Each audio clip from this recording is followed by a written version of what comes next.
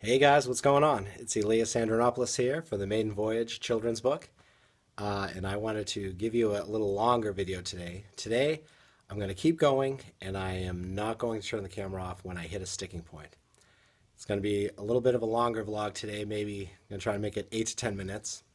Just going to keep going, and we'll see what happens. So here we go.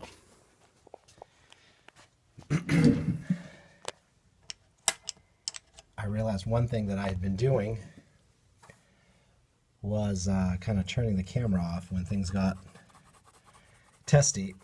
Part of the reason is I needed both hands to grab my little placer here so I won't smudge the whole work, and hold that with one hand while I do the work with the other. And it's really tough to hold the camera while I'm doing that. But since I've got a fairly empty canvas, and I'm really kind of excited to share what I know, because I feel like the more, I've done about 30 or so of these videos, and the more I do them, the more I start to understand about my own process. And I want to do a bit of a longer one today to try to give you guys a little bit more of an insight into this whole thing. So let's see how this works out. It's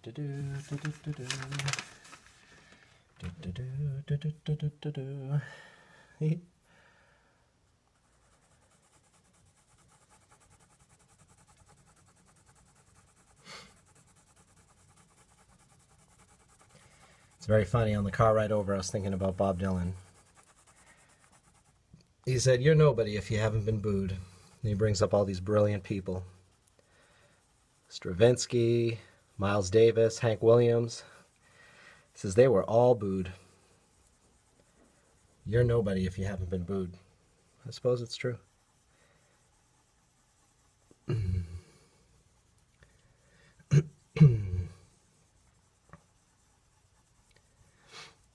my younger days, when I used to work on Newbury Street in Boston, I'd see this street artist out there.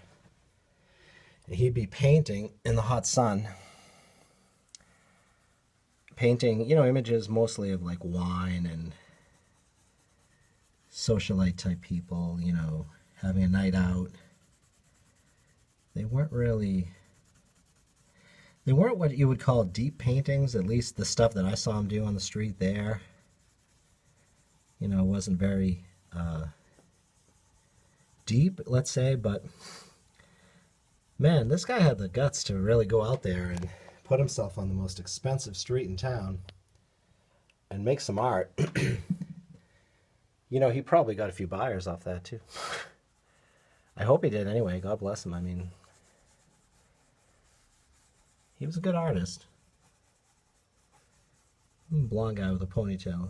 Don't remember his name. This was back in the mid-90s. I'm probably dating myself.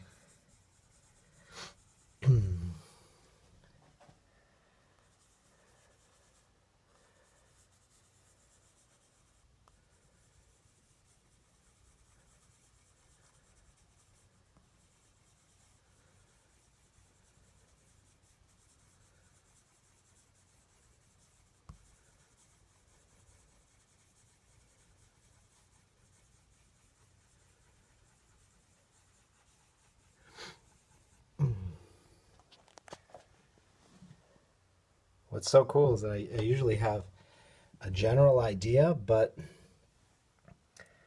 even still, I go in there, and oftentimes, in the doing, things change, and I surprise myself. That's the real wonderful thing about art that I like, is the surprise.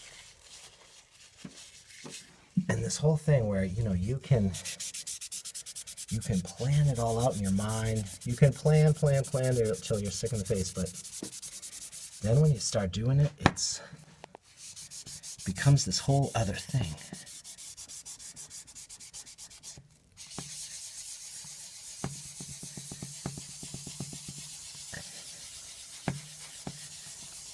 And that's wonderful.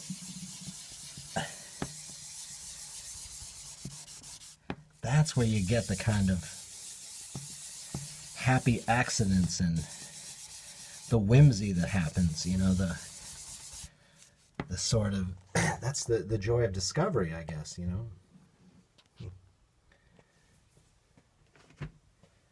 Again, going back to my little model here.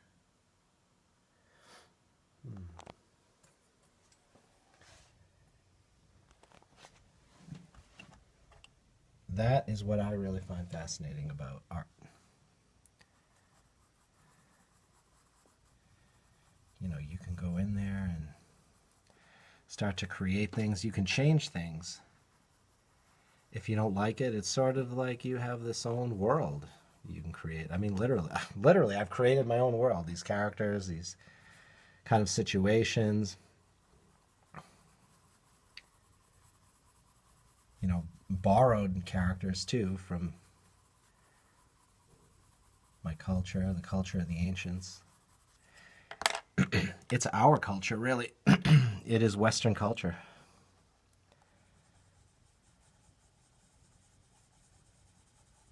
It's Western culture, baby.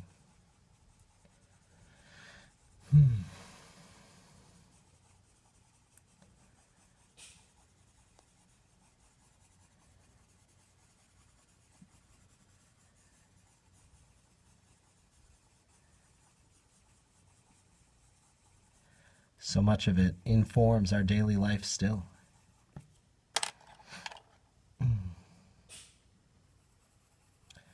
So much of it is still with us. I mean, a lot of those myths and stories and characters, I mean, it has informed and shaped the way we look at everything. And it's still going on. I mean, if you look at the way Europe is now, Western society in general, I'm thinking especially Europe and Greece in particular, you know, they're still there. They're still with it. I mean, the average Greek is as mercurial and wrathful as any character from the mythology stories. Crazy.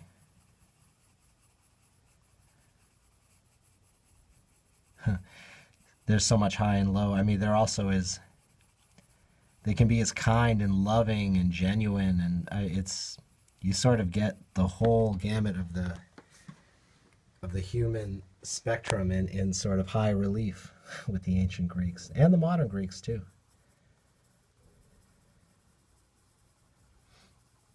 Because it's a human thing. I mean, we're all like that. Under our veneer of civility, we've got all this stuff going on still. It's like a cauldron boiling up underneath us. Fueled by our emotions, our passions, our loves, our hates, everything. It's all there.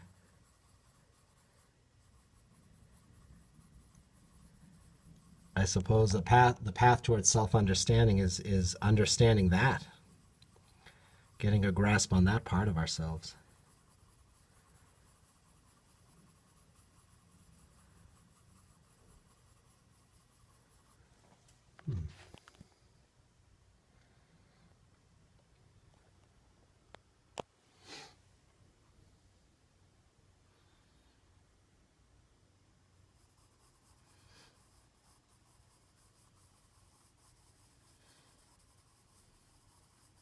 I was drawing some clouds with my girls yesterday, and you know, we were just having fun and drawing a little bit, and I went in there and it was like, wow, oh, here's some. I was just having fun, you know. And I'm trying to bring that to the canvas here, like just have fun, just relax, just this is a big heavy scene, but try to just have fun with it. In the movie Ghost Dog, there's a Japanese koan that the samurai says, trying to remember exactly what he said, treat big things as if they are small and small things as if they are big. To me, that's that's a way to try to bring equanimity to everything that you do, especially high pressure situations.